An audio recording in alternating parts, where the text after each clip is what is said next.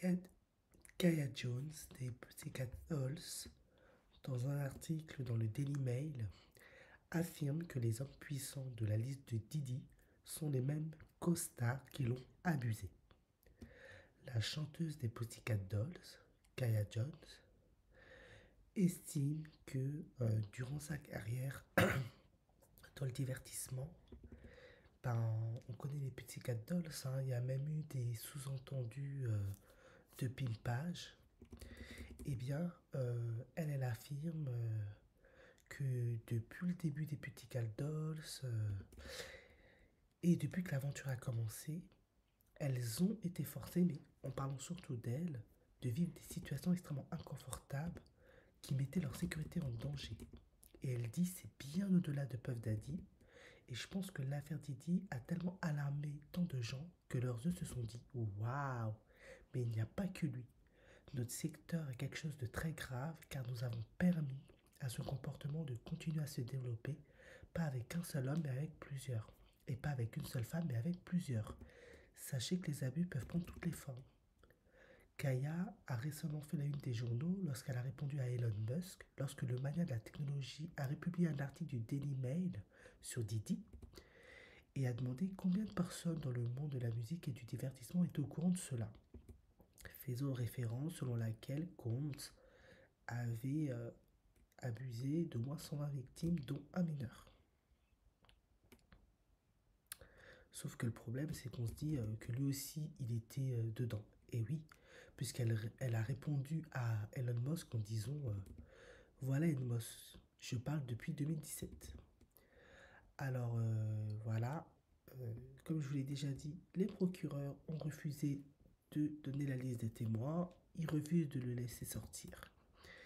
Et Kaya Combs dit que depuis longtemps, on nie tout ce qu'elle dit. Euh, Maintenant, l'équipe de Didi dit on ne peut pas répondre à toutes les allégations sans fondement, c'est devenu un cirque médiatique, voilà. Kaya, elle a dit cette liste est énorme, allez plus loin que Didi, car vous devez commencer par les personnes qui dirigent ces institutions, car elles l'ont autorisé. Il se passe quelque chose, et ce n'est pas seulement dans le domaine du divertissement. Le divertissement est une industrie où il est très facile pour ces types d'individus d'obtenir ce qu'ils veulent, car on ne vous dit jamais non. Et ça, je suis assez d'accord. Elle a raconté une fois où elle a dû se battre contre un directeur de maison de disques qui l'avait attaqué alors qu'ils étaient dans une voiture. Elle était à Las Vegas à ce moment-là et on lui a proposé de l'emmener à l'aéroport pour prendre un vol de retour vers Los Angeles où le groupe devait se produire avec Britney Spears le lendemain.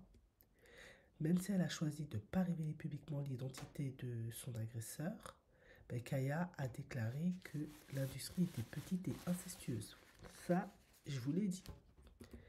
Elle a également été encouragée, elle a, voilà, elle a également été encouragée par le fait que davantage de victimes présumées se soient manifestées après que Didi a eu la plainte de Cassie. Donc Cassie a été vue en vidéo et être attaquée par Didi. Ça, c'est une preuve irréfutable. Kaya a également déclaré que regarder cette vidéo désormais virale de Didi donnant des coups de pied et traînant Cassie l'avait choquée, indignée, mais ne l'avait pas surprise. J'aimerais pouvoir dire que j'ai été choqué à propos de cette vidéo. Je suis concerné qu'elle ait été traitée de cette façon. Je suis fier qu'elle ait eu le courage de se manifester et de dire la vérité sur ce qu'elle a enduré. Kaya a dit que si elle avait de la chance de parler de Didi, elle lui dirait qu'elle priait pour lui. Elle lui dirait qu'elle priait pour lui. Je pense que vous devriez tous prier pour Didi, car là où il y a de la fumée, il y a du feu.